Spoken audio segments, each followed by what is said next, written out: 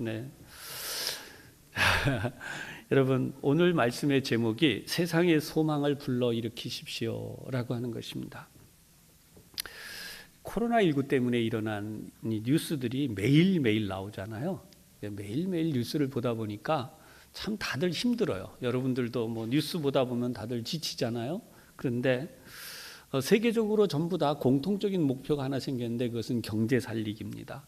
우리나라도 참 사업을 하는 분들 참 많이 어려우시고 직장인들도 어렵습니다만 문제는 우리나라가 문제가 아니라 세계가 문제라는 거예요. 우리나라만 어려운 게 아니라 세계가 다 어렵다는 것입니다. 그래서 경제 전망이 어둡다. 언제 회복될지 모른다. 뭐 이렇게 이야기를 하고 있습니다. 그러나 우리가 그리스도인들은 그러면 이런 상황은 어떻게 해야 되는가? 어린이 주일인데 하나님의 은혜로 우리의 자녀들을 어떻게 세울 것인가를 함께 나누려고 해요. 그래서 오늘 하나님의 말씀인 성경이 우리에게 어떻게 말씀하시나? 성경 본문을 다시 한번 제가 보겠습니다. 3절. 우리 주 예수 그리스도의 아버지 하나님을 찬송하리로다 그랬어요. 그리고 그 다음 나오는 말씀이 그의 많으신 긍휼대로 이렇게 나옵니다. 성경은 우리에게 찬송하리로다 이렇게 말씀합니다. 여러분, 찬송하리로다라고 하는 단어는 헬라 원어로 율로게오 이렇게 하는 거예요. 굉장히 멋있는 말입니다. 여러분들이 잘 하시든 못하시든 우리 한번 따라해 보십시다. 율로게오. 이것은 찬송하리로다 이 말이에요. 하나님을 찬송하라. 근데 이 찬송은 어디서 나오나 하면 감사하는 마음이 있을 때. 그러니까 이 세상이 그렇게 힘들고 어려워도 사실 이 본문에 대해서는 지난주에 여러분들에게 자세히 설명해 드렸습니다. 이 베드로서가 어떤 책인가. 근데 여러분, 이 때가 지금 우리하고는 비교가 안 되도록 어려운 때입니다. 그런데 그럼에도 불구하고 여기에 보면 율로게오, 감사하라는 거예요. 하나님을 찬양하라. 이 감사하라가 이 찬양하라 율로게오에도 같이 포함이 되어져 있어요. 감사한 마음이 있어야 찬양이 나오잖아요. 그래서 우리 하나님의 마음을 여기다가 담아 놓았는데요. 첫 번째 우리가 생각하게 되는 것은 우리가 왜 하나님을 찬양하는가? 왜 하나님을 감사하는가? 그렇게 세상의 소망을 불러일으킬 수 있는가? 그것은 바로 긍휼이 풍성하시기 때문이다 라는 것이죠. 여러분, 긍휼이 풍성하다 그랬어요. 성경에서 이 긍휼에 대한 단어가 신약 성경에는요, 이 엘레오스라고 하는 단어로 누가복음 1장 58절, 에베소서 2장 4절, 그리고 로마서 11장 30절, 베드로서 오늘 본문 1장 3절에 바로 이 단어가 쓰여져 있습니다. 근데 이 긍휼이라고 하는 단어는 어머니가 자기의 자녀, 그러니까 아들이나 딸이나 자기의 아이를 바라볼 때의 그 마음이고요. 아버지가 자녀를 바라보는 마음이 바로 이 긍휼이에요. 그래서 구약 성경에는 헤세드라고 하는 단어로 우리 사용됐었고 여러분들에게 이미 몇 차례 설명을 했었습니다. 이것은 우리가 하나님을 바라봄으로써 그 하나님이 우리에게 주시는 복이라는 거예요. 긍휼은 아무 데서나 나오는 게 아닙니다. 이 긍휼은 하나님의 성품 중에 하나예요. 그래서 우리가 하나님 때문에 그 하나님의 긍휼이 풍성하시기 때문에 우리가 찬송할 수 있는 힘이 생겨요. 율로게오. 할렐루야. 여러분들이 이 율로게오를 할렐루야로 받아들여야 돼요. 세상에 아무리 소망이 없다고 해도 여러분, 이 세상이 지금 사람들이 이런 모양 저런 모양으로 마음에 두려움도 있었지만 두려움이 이제는 염려로 바뀌고 있잖아요. 어떻게 살아가지라고 하는. 그러나 그리스도인 된 우리는 하나님의 소망을 불러일으킬 그런 책임도 있고 그런 능력도 우리에게 있다는 것입니다. 그러므로 오늘 말씀을 듣는 여러분, 하나님께서 여러분들에게 능력을 주신 줄로 믿으시고 먼저 여러분의 가정에 소망을 불러일으키시기를 바랍니다. 여러분의 자녀들이 힘을 얻어야 돼요. 우리 자녀들이 힘을 잃어가고 있고 세상을 바라보고 세상에 나갔다 오면 소망을 잃어가는 중이에요. 그러니까 여러분들이 어떻게 해야 되는가? 세상에서는 소망이 없고 세상에서는 소망이 없기 때문에 희망이 없어요. 그러나 하나님의 말씀 속에서 오늘 여러분들이 이 예배를 드림으로 이 예배를 통해서 하나님의 소망을 여러분의 가정에 일으킬 때에, 하나님의 소망으로 여러분의 자녀들을 격려할 때에 여러분의 자녀들이 일어나게 됨을 믿으시기를 바랍니다. 세상을 살아가는 게 왜 힘들어졌다고 말하냐 하면 학생들은 입시 지옥이고요, 취업을 준비하는 취준생들은 취업이 어려워서, 그리고 물가가 높아진 것 때문에 저출산이 일어나고 이제는 코로나19까지 이런 문제들로 우리 모두 다 힘들어한다는 거죠.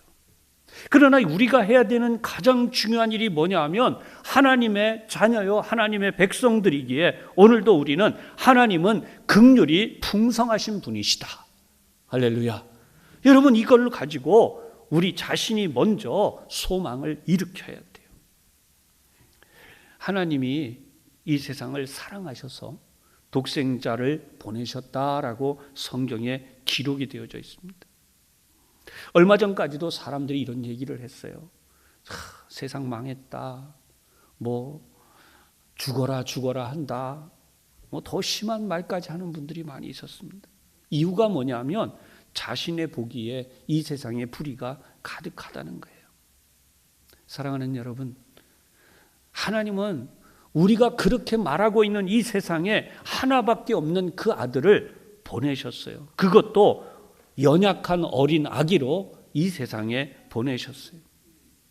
이 세상에 그 아이가 태어났을 때, 어린 아기인 그 아기가 태어났을 때 헤롯과 같은 폭군은 오히려 그 아기를 죽이려고 했습니다. 우리가 생각할 때 그 아기는 아무래도 제대로 성장하지 못할 것 같았어요. 위험해서 그 위험 속에서 우리가 흔히 이야기하는 질병의 문제로 또는 그 외에 여러 가지 어려운 환경의 문제로 이 아이가 똑바로 자랄 수 있을까 염려할 수밖에 없어요. 그러나 하나님은 그 어린 아기, 어린 예수님을 보호하셔서 헤롯과 같은 폭군이 그 많은 아이들을, 2살 이하의 아이들을 다 죽여도 살아남게 하시고, 애굽으로 피난 가게 하시고, 그리고 거기서도 잘 돌아오게 하시고, 하나님 은혜 중에 30이라고 하는 나이까지 사명자로 잘 자라나게 하셨어요. 할렐루야. 여러분, 이게 하나님이 하시는 일이에요. 우리가 이 세상에 살면서 하나님의 방법이 얼마나 놀라운가. 세상 사람들은 하나님에 대하여, 예수님에 대하여 아직도 몰라요. 그 당시에도 헤롯과 같은 무지막지한 왕이 있었다고 한다면 하나님을 잘 섬기고 하나님의 뜻을 따른다고 했던 대제사장 바리새인 서기관들, 사실 엄밀히 말하면 이 사람들은 편먹기로 말한다면 같은 편이잖아요. 하나님 편이잖아요. 그런데 이 사람들이 오히려 공모해서 예수님을 핍박하고 박해하다가 십자가에 못 박아 죽였습니다. 그런데 놀라운 일은 그 방법이 오히려 하나님이 세상을 살려내시는 하나님의 방법이 되게 하셨다는 거예요. 세상 사람들이 예수를 미워하고 지금도 하나님에 대해서 알지 못하고 그렇게 세상이 교회를, 세상이 하나님의 사람들을 이해하지 못하고 멸시하고 박해를 하는 그런 일이 있다고 할지라도 그것이 오히려 하나님의 방법으로 우리 가운데 하나님의 구원을 나타내시고 하나님의 소망을 증거하는 방법이 되게 하심을 분명히 믿으시기를 바랍니다. 산 소망이라고 하는 오늘 성경의 본문을 보면 특별히 이 표현으로 말씀하고 있죠. 그의 많으신 긍휼대로 예수 그리스도를 죽은 자 가운데서 부활하게 하심으로 말미암아 우리를 어떻게 하셔요? 거듭나게 하사 산 소망이 있게 하시며. 아멘. 여러분, 산 소망이라고 하는 것은 전혀 우리가 가지고 있는 세상의 소망과는 다르다는 것을 이렇게 표현한 것이, 이것은 부활의 소망을 말씀하는 것입니다. 죽음의 세계와 다른 것입니다. 세상은 죽음을 이야기해요. 그러나 하나님은 부활을 말씀하고 있습니다. 따라서 그리스도인들도 하나님의 자녀들도 세상 사람들처럼 죽음을 말하면 안 돼요. 우리는 죽음을 넘어선 사람들이요, 새 생명을 받은 사람들이고 이 세상과는 다른 소망, 부활의 소망을 가진 사람들입니다. 따라서 여러분들은 산 소망을 말할 수 있는, 산 소망으로 여러분의 마음판에 새겨져서 여러분의 입술로 나오는 것은 산 소망의 말씀이 되기를 주님의 이름으로 축복합니다. 너무나 우리에게 잘 알려진 명사죠. 이어령 교수님이 있죠. 근데 이분이 최근에 어느 대담 프로그램에서 이렇게 설명을 하는, 인생이 뭐냐라고 하면 인생은 물음표와 느낌표를 오가는 여정이다. 많이 배운 분이어서 그런지 표현도 굉장히 좀 특별하기도 하고 멋있어요. 그래서 이분이 이런 이야기를 합니다. 삶이 무엇이냐 이렇게 묻지 말고 사는 게 뭐냐 이렇게 묻는 게 답이 쉽다, 이렇게 얘기를 해요. 여러분, 이 얘기 들어보면 우리가 지금 이 말씀이 뭔가 이렇게 오해할 수 있는, 쉽게 이해가 잘 안 되는 부분이 있어요. 다시 한번 제가 설명하겠습니다. 인생은 물음표와 느낌표를 오가는 여정이다. 그래서 삶이 무엇이냐 이렇게 명사로 묻지 말고 사는 게 뭐냐라고 이렇게 물어보면 답이 쉽다는 거예요. 근데 이 부분에 대해서 이분이 이제 결론적으로 답을 이렇게 내놨어요. 삶이라고 하는 것은, 산다고 하는 것은 무엇이냐? 바로 살림을 말한다. 근데 여기 살림은 집에서 하는 살림이 아니에요. 여기 살림은 살려내는, 바로 그 살림. 그래서 이분이 이렇게 말합니다. 남을 살리는 거다. 이게 산다는 것은 뭐냐? 남을 살리는 거라는 거예요. 나만 사는 게 아니라 남을 살리는 거다. 그러면서 그 부분의 결론에 사람을 사랑으로 살리는 거다, 이렇게 이야기를 합니다. 근데 이분의 이 이야기는요, 원래 이분이 썼던 책이나 그분의 글들을 보면 예수를 믿기 전과 예수를 믿은 이유가 확실히 달라요. 이분이 쓴 책이 너무나 유명하니까 세상 사람들이 많이 읽었습니다. 지금도 뭐 많이 읽고 있죠. 그런데 중요한 것은 이 전의 이야기는 인생의 마지막, 특히 인생의 결론, 이 죽음으로 가는 이 부분들에 대한 이야기를 많이 했다면, 지금 완전히 다른 것은 뭐냐면 이분이 조금 전에 설명해 드린 것처럼 살림, 살아남, 새 삶에 대한 이야기를 하고 있다는 거예요. 지금 이분은 암에 걸려 있죠. 근데 암을 치료하기보다는 그 암을 극복하려고 노력하는 그런 게 아니라 오히려 그는 글을 쓰고, 그리고 이런 대담 프로그램에서 그리스도에 대한 사랑을 이렇게 멋진 표현으로 전달을 해요. 하나님의 생명이 그에게 들어가니까 암 때문에 고통당하는 이야기를 하는 게 아니라 암에 걸려 있는데 오히려 그의 입에서는 생명의 향기가 나오는 거예요. 그리스도의 생명이 그 안에 들어가니까 예수님의 사랑을 말하기 시작해요. 여러분, 오늘도 우리는 이 하나님의 사랑 안에 살고 있어요. 그래서 우리가 율로게요. 무슨 뜻인지 아시죠? 율로게요. 우리가 이 세상을 살면서 하나님을 찬송하리로다. 여러분, 오늘도 이 말씀을 들으면서 여러분 마음에서 하나님을 찬송하리로다. 여러분이 가시는 모든 곳에서 이 소망의 말을 외칠 수 있기를 주님의 이름으로 축복합니다. 두 번째로, 우리는 예수님 때문에 살아났어요. 예수님 때문에 우리 살아난 거예요. 이 사실을 우리가 너무나 행복해 해야 돼요. 오늘도 여러분들이 이 예배를 드리면서 내가 예수님 때문에 살고 있습니다, 이게 너무 행복해서 여러분의 얼굴에서 행복이 넘쳐나야 돼요. 여러분, 지금 다시 한번 여러분 옆에 있는 분들 한번 얼굴을 보시고 축복합시다. 이렇게 축복합시다. 율로게요. 옆에 있는 분의 얼굴에서 생명의 빛이 나와야 돼요. 유명한 세계적인 명작품 중에 미켈란젤로가 조각한 다비드상이 있어요. 다윗의 상이라는 거예요. 다윗상, 이렇게 굉장히 로마에 가면 유명하죠. 이것이 이탈리아의 뭐 웬만한 여행객들은 한 번씩 다 보는 것이고, 여러분들도 아마 인터넷 사진이나 학교 다니실 때에 교과서에서 한두 번은 다 본 그림이에요. 다윗상, 다비드상, 굉장히 멋있다 못해 실제로 바라보면 이게 돌이 아니잖아요. 어떻게 돌에서 생명, 살아있는 사람 같은 그 매끄러운 피부, 그 다음에 근육들, 심지어 핏줄까지 도드라진 그 돌에서 나오는 모습은 돌로 만들어졌다고는 도저히 느껴지지 않는 거죠. 그런데 여러분, 이 돌에 대해서 우리가 한번 고민해 봐야 돼요. 이 크기가 5.5m나 되는 커다란 대리석인데요. 원래 이 돌을 다른 두 명의 예술가들이 거절을 했어요. 왜냐하면 작품을 만들기에는 그렇게 좋지 않다는 거예요.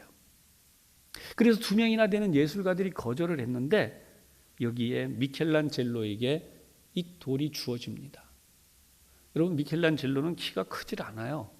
제가 그 자료를 보니까 한 150 좀 넘는 키예요. 그 조그만 키를 가지고 이 엄청난 큰 돌을 다듬었어요. 이 돌을 다듬어 갈 때에 그 돌 안에 들어있는 그 표현이 그거예요. 이 돌에 생명을 불어넣는다. 여기에 생명을 창조해 나간다. 미켈란젤로의 손에 의해서 돌이 깎여 나갑니다. 망치로, 정으로 때릴 때마다 돌 조각이 부서져 나가면서 여기 다비드상이 만들어지는 거죠. 이것을 가르쳐서 뭐라고 이야기하느냐? 명품은 그냥 만들어지지 않는다는 것이, 그 조각이 깨어져 나가는 그 대가가 있어야 한다는 것이죠. 이 평범했던 돌이, 보잘것없던 돌이 이런 세계적인 명작이 되는 것은 바로 그렇게 그 예술가의 혼이 들어간, 예술가의 천재적인 정성이 들어간 그 망치질에 의해서 돌 조각이 깨어지고 그것들이 부서져 나가면서 여기에 이러한 명품, 명작이 만들어졌다는 거예요. 그런 의미에서 보면 성경에도 이런 부분들이 있어요. 아브라함이라고 하는 한 사람이 그냥 그렇게 멋있는, 성경에 등장하는 믿음의 조상 아브라함이 된 게 아니라는 것이. 아브라함도 마찬가지지만 이삭도 그랬어요. 야곱도 그랬어요. 요셉도 그랬습니다. 성경을 보면 이 사람들의 삶에 얼마나 많은 시련이 있었는지 몰라요. 상상하기 어려운 고통들이 이 사람들의 삶에 있었습니다.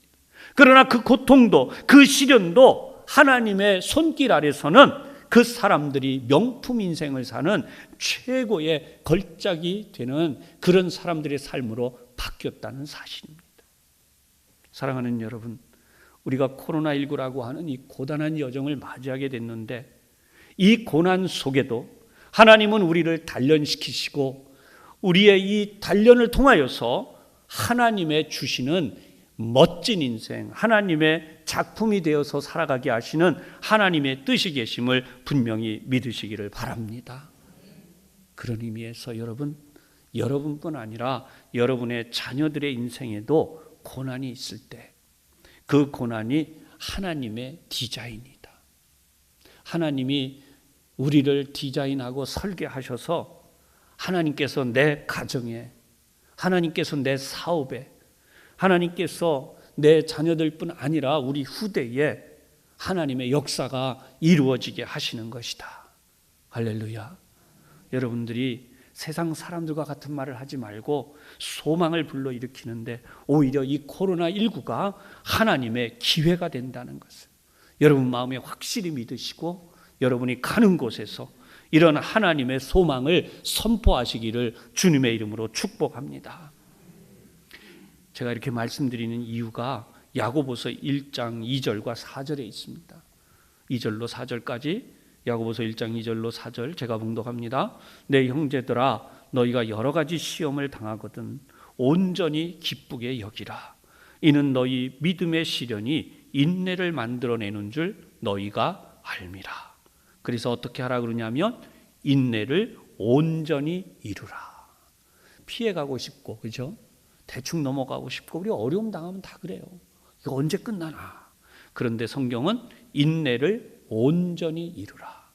이 말은 무슨 뜻이냐면 하나님께서 어떤 계획을 가지고 계셔서 나에게 이런 어려움이 있고 문제가 생겼나 그렇게 깊이 반성하고 생각하고 그리고 거기에 하나님 뜻이 계심을 찾으라는 것입니다. 그래서 성경은 이렇게 계속 나오죠. 이는 너희로 온전하고 구비하여 조금도 부족함이 없게 하려 함이라. 아멘. 예수 믿는 건 여러분 결코 쉽지 않아요. 제가 언제부턴가 설교할 때마다 여러분들에게 말씀드리지만 예수 믿는 것이 한없이 즐거울 때가 있지만 대부분 우리가 살다 보면 예수를 오래 믿을수록 나에게 책임과 의무도 생기고 어떤 때는 그것 때문에 시련이 또는 때로는 고통이 있기도 합니다. 흔히 하는 말로 예수 믿는데 세상 사람들은 즐거움과 쾌락을 찾아서 잠깐 외도했다가 일상의 삶으로 돌아오는 사람들도 있잖아요. 그리스도인인 우리도 좀 그러면 안 될까라는 세상의 유혹이 분명히 있습니다. 그러나 여러분, 예수 믿는 사람들은 절대로 그럴 수 없다는 것을 여러분 모두가 잘 알고 있어요. 그러므로 예수 믿는 사람들은 언제나 나침반이 돼야 되고 시계가 돼야 되고 여러분 이정표가 돼야 되고 예수 믿는 사람들은 그런 의미에서 우리가 변해서도 안 되고 변질돼서도 안 되는 그런 책임감으로 이 세상을 살아가야 하는 것이, 이것이 때로는 예수 믿는 사람들이 고난을 당하기도 하고 고통을 받는 이유이기도 합니다.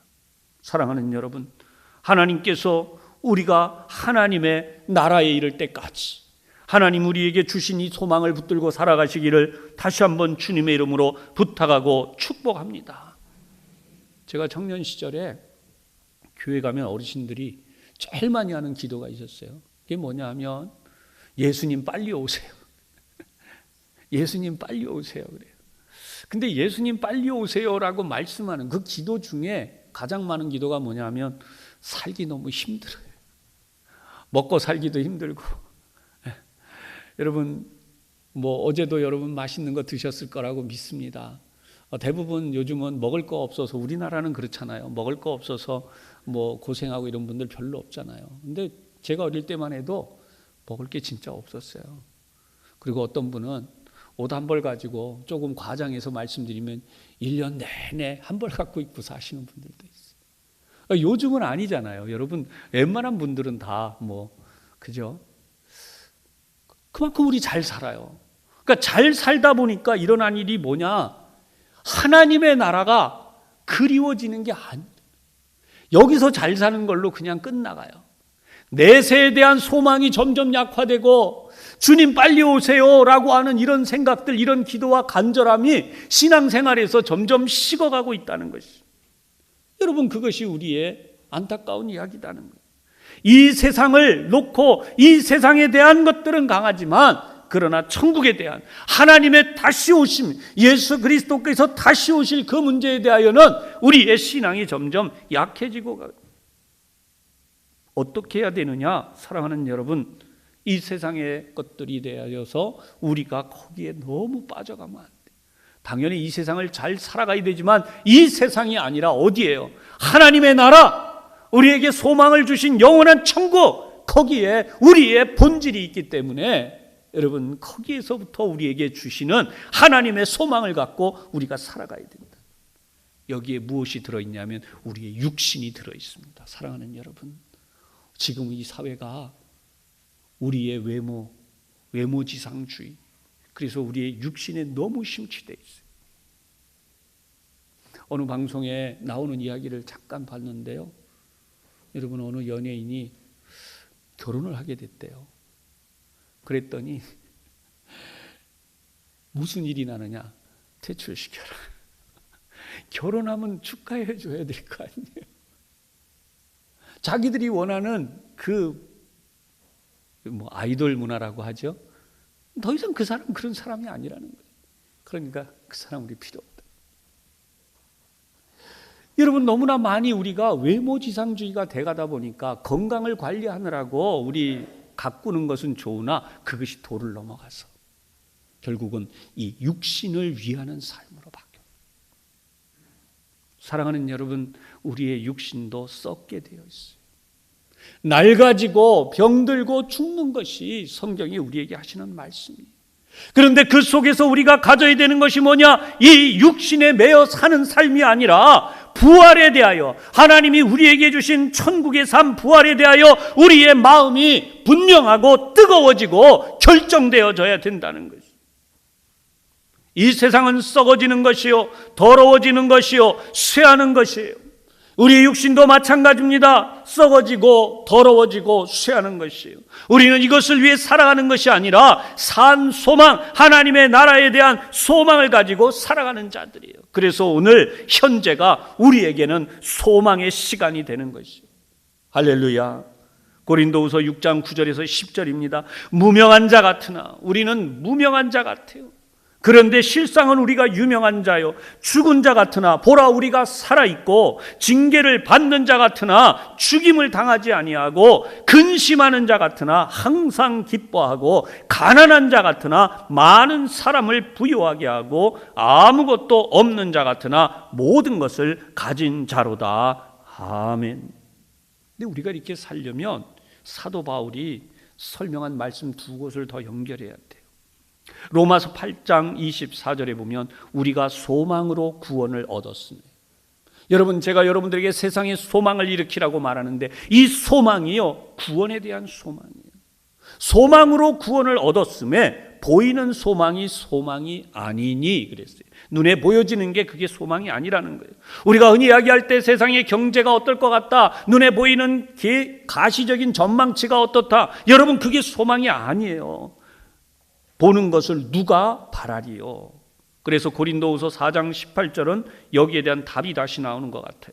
우리가 주목하는 것은 보이는 것이 아니요 보이지 않는 것이니, 보이는 것은 잠깐이요 보이는 것은 잠깐이요 보이지 않는 것은 어떻다고요? 영원함이라. 아멘. 보이지 않는 하나님의 나라가 영원합니다. 여러분이 부활할 여러분의 삶이 영원한 것이에요. 지금은 그게 보이지 않지만, 그래서 하나님은 이 멸망할 인간을 구원하시기 위하여 예수 그리스도 하나님의 아들을 이 땅에 보내신 것이, 우리가 예수를 믿으면 그래서 이 세상에 소망을 불러일으키게 되어 있어요. 율로게오. 세 번째로 예수 그리스도만이 소망이라는 것입니다. 교회의 미래학자들이라고 하는 교회론의 대가들이요, 교회의 미래가 무엇인가 이렇게 얘기하고 있는데, 최근에 많은 이들의 결론이 이거예요. 교회의 미래는 무엇인가? 예수님이다. 아멘. 네. 그런 의미에서 교회는 무엇을 투자해야 되는가? 교회의 투자는 무엇이어야 하는가라고 하면은 양육이다 이렇게 이야기합니다. 건물을 크게 짓거나 엄청난 재산을 축적하거나 이런 게 아니라 어떤 노하우들을 쌓는 세상하고는 달라요.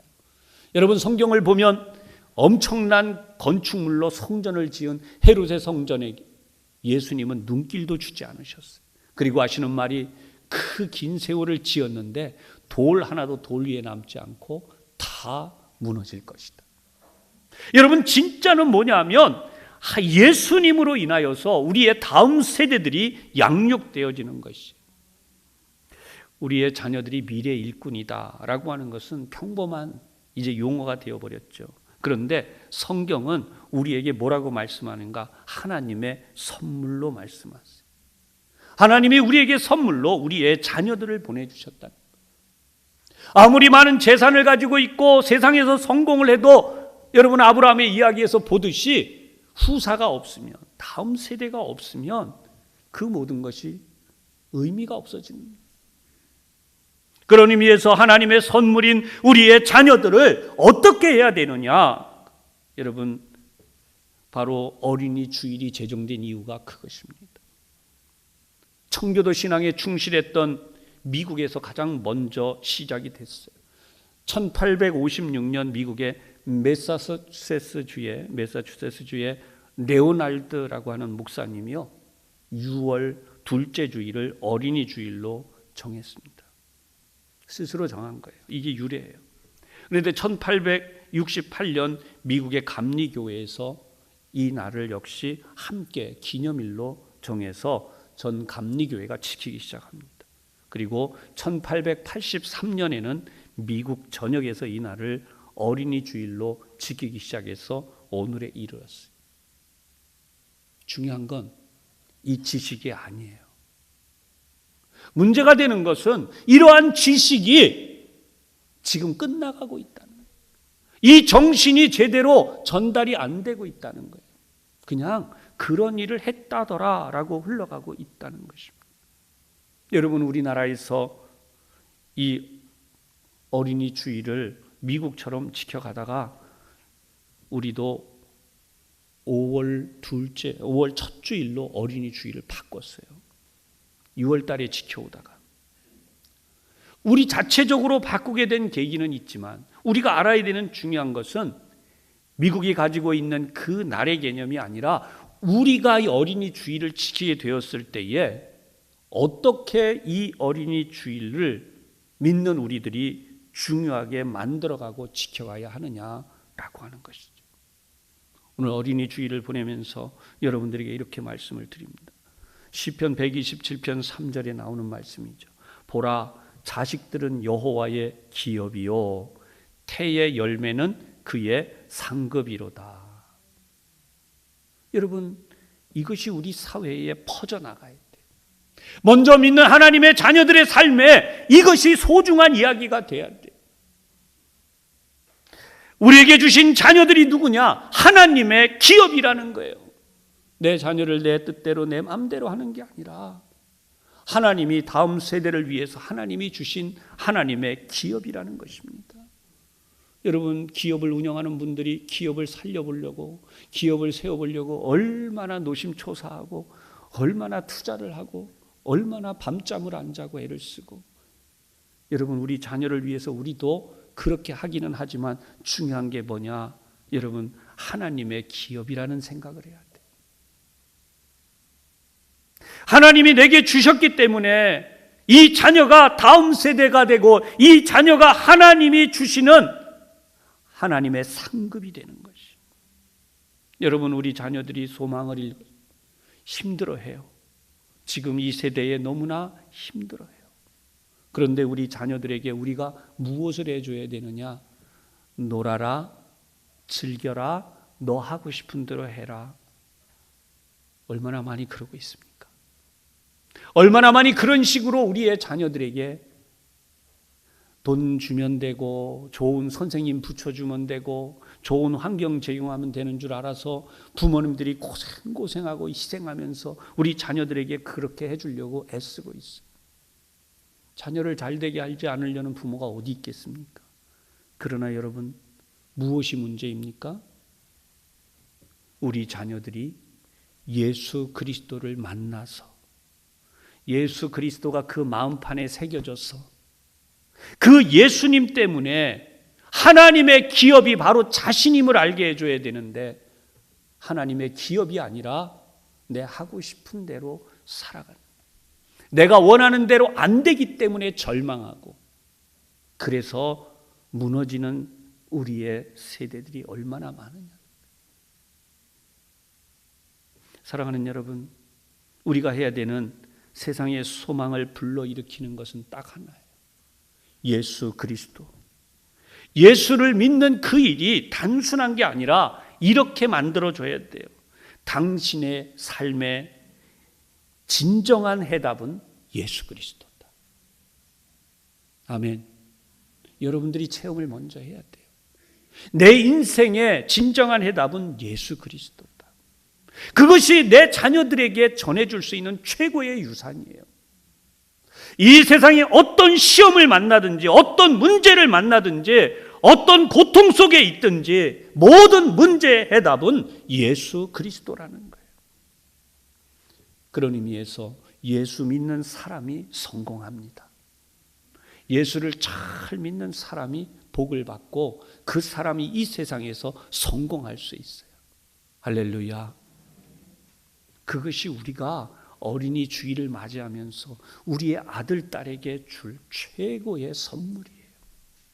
아니, 우리의 손자, 손녀들에게 줄 최고의 유산이에요. 나이가 어리다고 말씀하지 마세요. 3살이든 4살이든.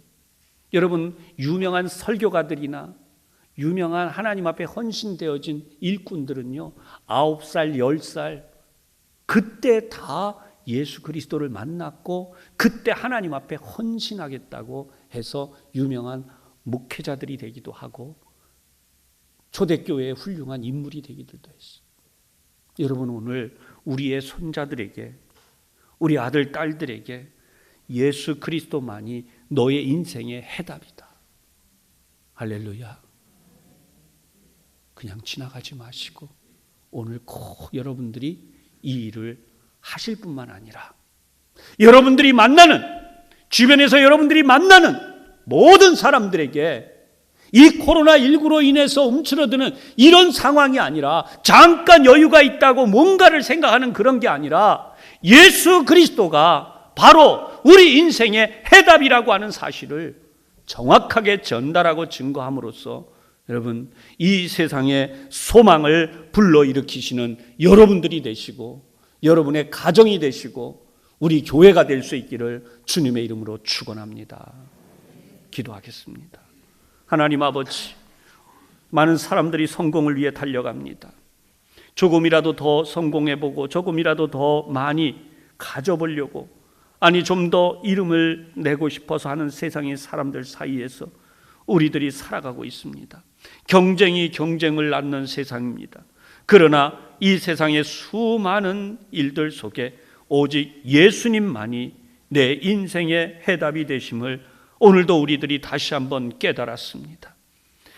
예수 그리스도만이 세상의 소망이 되시는 이유를 안고 우리 온 교우들이 다시 한번 이 한 주간 세상에 나가 살게 될 것입니다. 성령 하나님, 우리 교우들의 손을 붙들어 주시고 소망을 잃어버린 세상에서 예수님이 당신 인생의 해답이 되시며 예수님만이 이 세상의 소망이라고 하는 사실을 우리 모두 힘차게 증거하고 전하며 살아가게 하여 주시옵소서.